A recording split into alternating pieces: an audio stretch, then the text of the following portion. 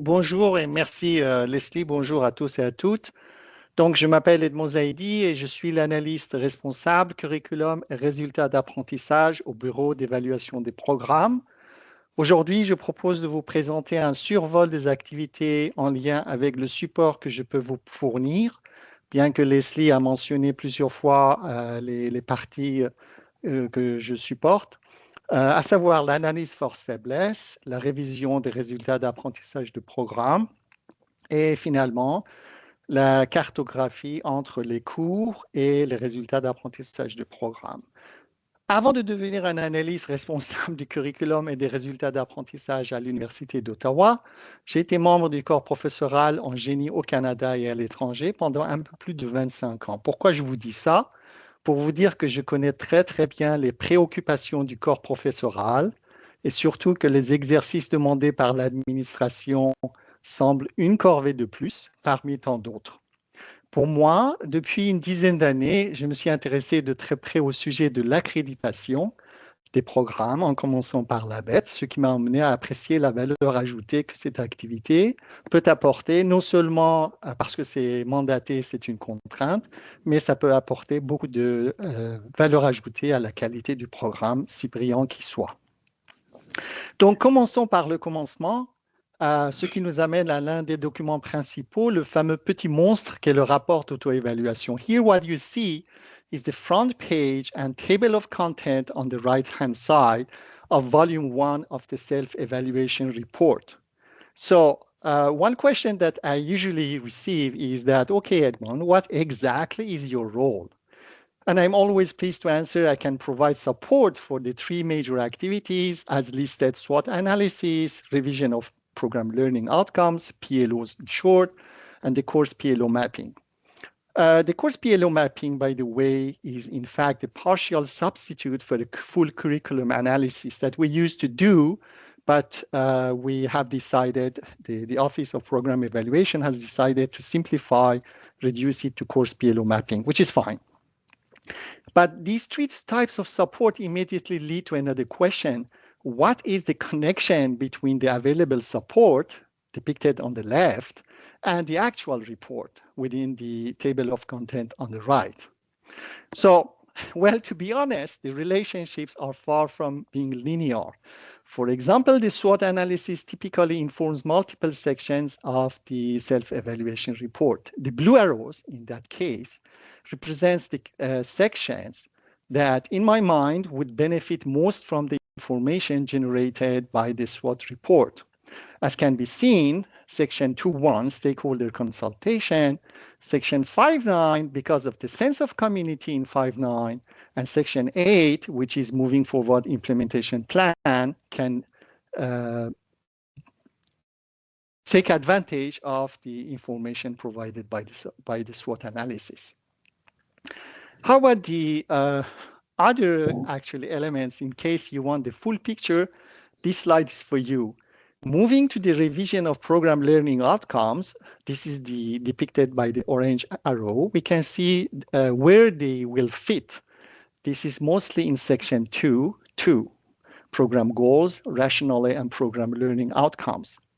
But let's not be fooled by only one connection for the PLOs, because as Leslie mentioned it, the PLOs are the foundation of the curriculum. So everything declines from the PLOs.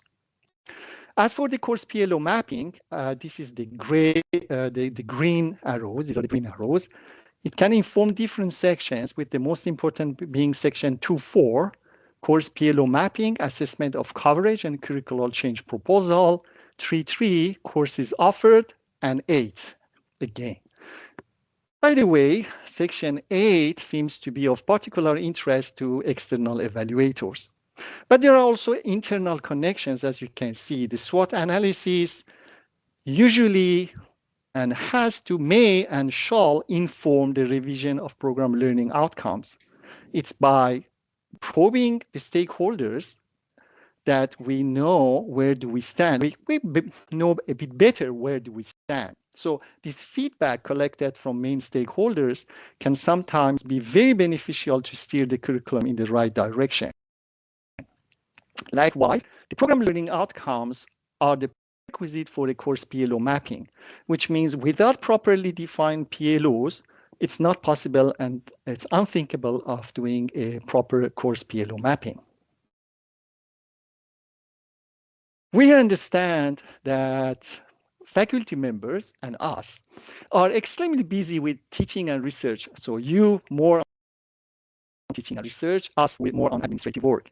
So the issue of timelines and sequences of activities is an important one and needs to be considered.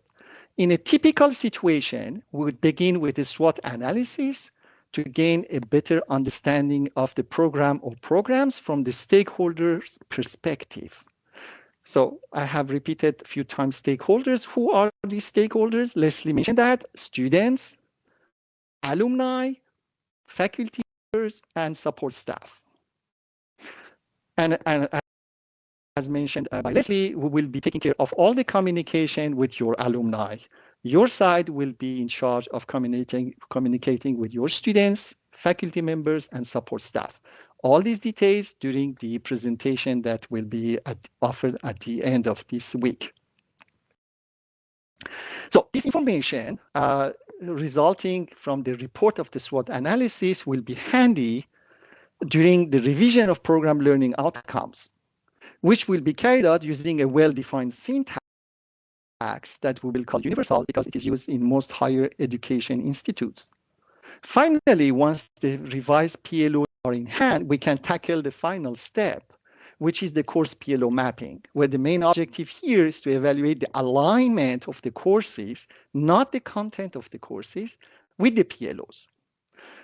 Now, in terms of time, absolute time, under ideal circumstances, all these activities can be performed in a matter of a few months only. However, we will spread the task over a longer period of time so that deadlines are not missed. So this is why we have about a year, according to the Gantt chart, to tackle all these activities. Later this week, we'll have a presentation on the SWOT analysis. The content is identical for both presentations. One is in English, the other one is in French. Thursday, French, Friday, English. You may think of these as onboarding exercise. This is where we will go deep in the details of the process. Since a myriad of details are involved, I and sincerely invite you to attend either the French or the English version of these presentations.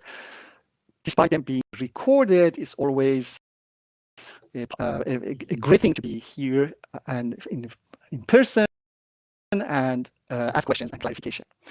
Later in October, there will be a short course meant to train designated persons by academic units who will be in charge of developing the report under my supervision and my coaching. I will be glad to go over the full details again during the presentations on Thursday and Friday. So let's recap. Cyclical program evaluations are complex. They consist of many steps. Onboarding is critical, is crucial.